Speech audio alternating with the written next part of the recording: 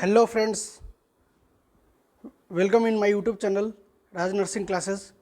Friend, आज के video में हम लोग देखेंगे फंडामेंटल ऑफ नर्सिंग के कुछ टॉपिक, जैसे कि nursing introduction, meaning, definition, role and function of nurses. ये एक इम्पॉर्टेंट टॉपिक है एक नर्सिंग में, जो फंडामेंटल ऑफ नर्सिंग में हम लोग बातचीत करते हैं। तो चलिए शुरू करते हैं एक एक करके, है ना। देखिए, nursing, what is nursing? What is nursing? The word nursing came from the Latin word nutritious which means to nourish. और नॉरिश का मतलब हम लोग समझते हैं कि पोषण करना या तो केयर करना, है ना।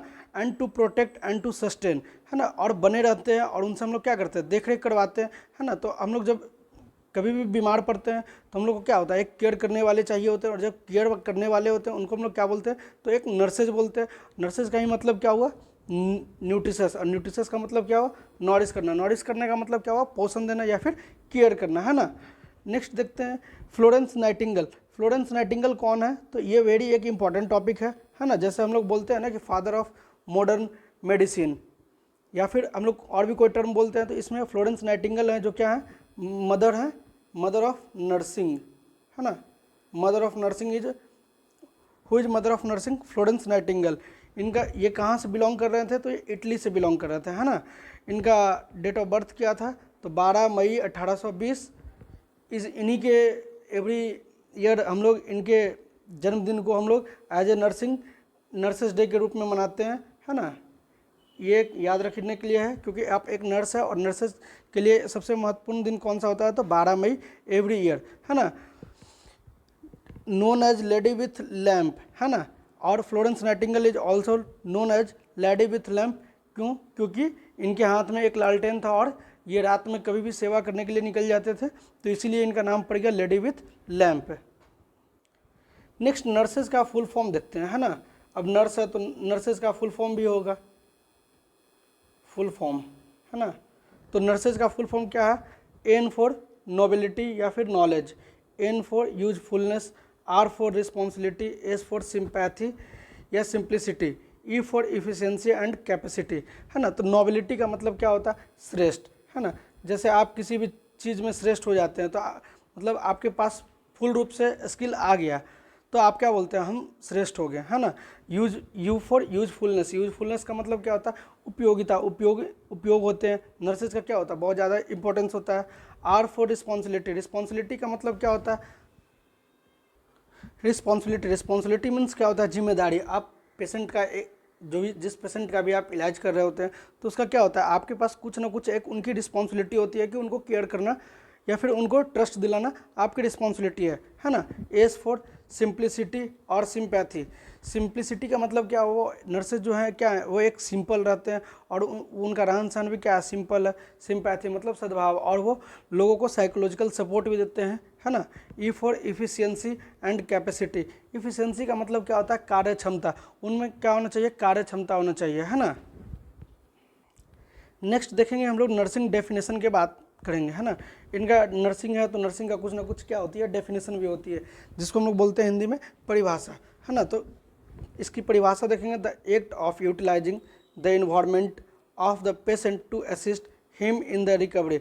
जैसे देखिए, हमारे सराउंडिंग में जो भी चीज़ें उपलब्ध होती है उनसे हम लोग क्या करते हैं, पेशेंट को असिस्ट करते हैं और वो क्या हो जाता है, रिकवर हो जाते हैं, मतलब ठीक हो जाते हैं। तो उसी को हम लोग क्या बोलते हैं, नर्सिंग प्रोसेस। ये किन के द्वारा दिया गया डेफिनेशन? तो फ्लोरेंस नाइटिंगेल के द्वारा दिया गया।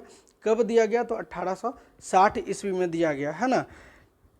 और दूसरा डेफिनेशन देखते हैं, तो it is the diagnosis and treatment of human responses to actual or potential health problem, है ना। तो इसमें हम लोग क्या देखते हैं, ह्यूमन का मतलब क्या होता है? मानव। मानव के द्वारा जो भी प्रतिक्रिया दिया जाता है, चाहे तो वो एक्चुअल में होता है या तो पोटेंशियल में होता है, हेल्थ से रिलेटेड, तो हम लोग उसका क्या करते हैं, डायग्नोसिस करते हैं, मतलब जांच वाच करते हैं और ट्रीटमेंट करते हैं, उसका उपचार करते हैं। तो इसे भी हम लोग क्या बोलते हैं, नर्सिंग बोलते हैं, है ना। ये किन के द्वारा दिया गया? तो ANA के द्वारा दिया गया। ANA का मतलब क्या होता है? अमेरिकन नर्सेज एसोसिएशन, है ना। ये भी एक इम्पॉर्टेंट फुल फॉर्म आता है, तो इसे भी आप याद रखेंगे, ANA, अमेरिकन नर्सेज एसोसिएशन। कब दिया गया? तो 1980 में दिया गया। नेक्स्ट देखते हैं हम लोग role and function of nurses. जैसे अब नर्सेज हैं तो उनका क्या होता है, कुछ रोल भी होते हैं और कुछ फंक्शन भी होते हैं। तो एक एक करके हम लोग देखेंगे कि इनकी क्या क्या रोल है और क्या फंक्शन है ना। तो आप लोग ने देख रहे हैं यहाँ पे केयर गिवर। केयर गिवर का मतलब क्या होता है? देख रेख करने वाले या आपका केयर टेकर जो बोलते हैं आम भाषा में। एक कम्युनिकेटर। कम्युनिकेटर का मतलब क्या होता है? बातचीत करने के लिए। Teacher, client and advocate, change agent, leader, manager, research consumer, है ना। तो चलिए एक एक करके सारी चीज़ों को हम लोग देखते हैं और उनको समझने की कोशिश करते हैं। फर्स्ट है केयर गिवर। केयर गिवर का मतलब क्या होता है? Include those activities that assist the client physically and psychologically while preserving the client dignity, है ना। हम लोग क्या करते हैं? फिजिकली या फिर साइकोलॉजिकली हम लोग उनको क्या करते हैं? प्रिजर्व करते हैं, मतलब ट्रीटमेंट देते हैं और लिमिट में रहकर देते हैं। उसी चीज़ को हम लोग क्या बोलते हैं? Care giver. दूसरा देखते हैं कम्युनिकेटर। कम्युनिकेटर का मतलब क्या होता है? Integrated to all nursing role. In the role of communicator nurses identify clients problem and then communicate them verbally और in writing to other member of the health team, है ना। कम्युनिकेटर का मतलब क्या होता है? बातचीत करना। और बातचीत हम लोग करते हैं तो क्या करते हैं? पेशेंट का जो भी आइडेंटिफाई, हम लोग क्लाइंट का जो भी प्रॉब्लम होता है उसको हम लोग आइडेंटिफाई करते हैं और उससे हम लोग चाहे तो वर्बली चाहे तो राइटिंग फॉर्म में क्या करते हैं? अपने हेल्थ टीम के साथ शेयर करते हैं, है ना। अगला देखते हैं teacher. The nurses helps client learn about their health and the health care procedure, है ना। टीचर का मतलब क्या होता है? शिक्षक। तो नर्सेज क्या होती है? एक शिक्षक का भी रोल निभाते हैं, है ना। इसमें क्या करते हैं कि जो पेशेंट होते हैं या फिर हमारे जो क्लाइंट होते हैं, क्लाइंट को हम लोग क्या करते हैं? हेल्थ मतलब उनके स्वास्थ्य के प्रति या स्वास्थ्य से रिलेटेड जो भी हम लोग प्रोसीजर करते हैं उसके बारे में हम लोग क्या करते हैं? उन्हें बताते हैं। नेक्स्ट है client advocate. Act to protect the client. और हम लोग क्या करते हैं? अपने क्लाइंट का बचाव भी करते हैं। अगला देखते हैं काउंसलर। काउंसलर का मतलब क्या होता है? परामर्श देने वाले, है ना।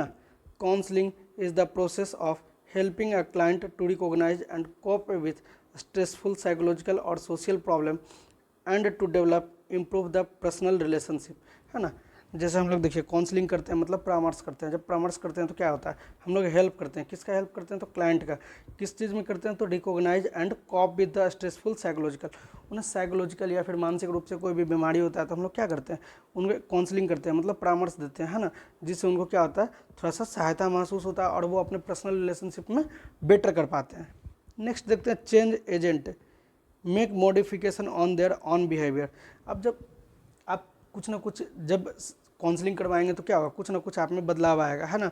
जब बदलाव आएगा तो आपके बिहेवियर में भी बदलाव आएगा। उसी चीज़ को हम लोग क्या बोलते हैं? चेंज एजेंट, है ना। Next leader. लीडर का मतलब क्या होता है? नेता। Influence the other work together to accomplish to specify goal, है ना। लीडर का मतलब क्या होता है? नेता। इन्फ्लुएंस करते हैं मतलब और लोगों को आप जागरूक करते हैं, बताते हैं, क्या करते हैं? अपने गोल के प्रति। तो ये क्या हुआ? एक लीडर का रोल हुआ, है ना। नेक्स्ट है manager. Manages the nursing care और इंडिविजुअल, फैमिली एंड कम्युनिटी। ये क्या करते हैं? एक मैनेज करते हैं। मैनेज करते हैं किस चीज़ को करते हैं? तो इंडिविजुअल, फैमिली को, कम्युनिटी को, नर्सिंग केयर को, हर एक चीज़ को क्या करते हैं? अलग अलग जगह पे अलग अलग तरीके से मैनेज करते हैं। नेक्स्ट देखते हैं research consumer. Use research to improve client care, है ना। रिसर्च मतलब क्या करते हैं? हम लोग और भी अनुसंधान करते हैं ताकि लोगों को और अच्छे से केयर मिल पाए। तो चलिए आशा करते हैं कि आज का टॉपिक अगर समझ में आया होगा तो इस चैनल को 3 काम करना है। पहला काम करना है सब्सक्राइब कर देना है, सब्सक्राइब करना है चैनल को, है ना। दूसरा काम करना है आपको शेयर करना, ताकि आपके जो भी फ्रेंड होंगे उन्हें ज़रूरत होगी तो आप उन्हें वीडियो का लिंक दे सकते हैं ताकि वो अपने ज़रूरत की वीडियो को देखें और उन्हें समझ सकते हैं, है ना। तीसरा काम करना है कमेंट करना है। तब तक के लिए शुक्रिया। जय हिंद, जय भारत।